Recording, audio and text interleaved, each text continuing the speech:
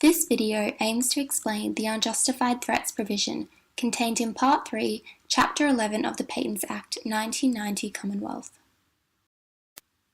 To simplify my explanation, I am going to introduce a few fictitious characters and show you how these provisions apply to their scenario. Here's Chris.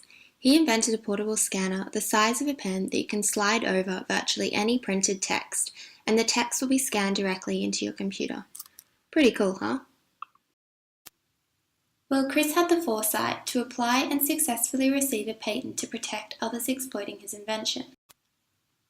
However, just a few months after receiving the patent, Chris learnt that Sarah is promoting her new portable scanner without having contacted him or asked for his permission.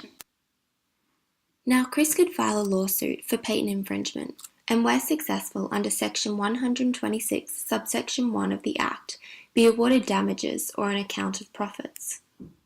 However, given the length, expense and vagaries of litigating a patent dispute in court, he may consider it worthwhile to simply threaten Sarah with infringement proceedings and obtain her compliance this way. Such a threat may be made verbally, however, more often than not, these threats come in the form of a cease and desist letter.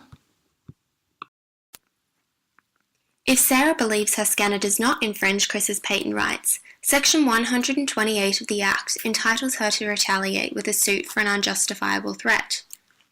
This section protects against idle threats and the damage that may be incurred as a result. For example, Sarah may cease to produce and sell her pens, subsequently resulting in a loss of profits. Her customers may also be frightened away if they're being told they are not entitled to purchase her product. When determining whether particular communication amounts to a threat, the court will look at whether the language used would convey to any reasonable person that the author intended to bring proceedings for infringement. It is not necessary that there be direct words that action could be taken. In order for Chris's threat to be deemed unjustified, it would have to be established that he did not actually believe that Sarah infringed his patent rights, or did not intend to bring legal action once he'd made the threat. If the court sided with Sarah and found Chris's threat to be unjustified, a declaration may be obtained to that effect, an injunction may be imposed against the continuation of the threats, and any damages sustained may be recovered under Section 128, subsection 1.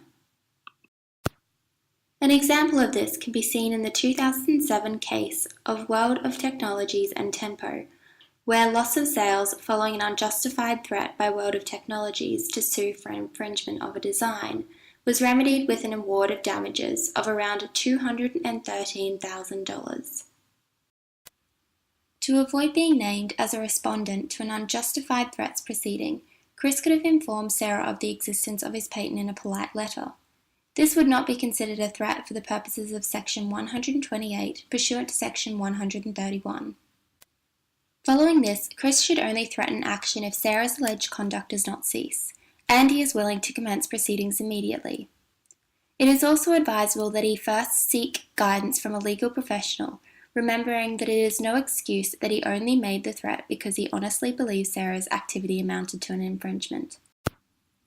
In a 2012 case, Justice Emmett found that where a threat is established, it is presumed to be unjustified, and the onus is upon the defendant, being Chris, to show that the threat is justified by proving that the acts complained of amounted to an infringement of a patent claim.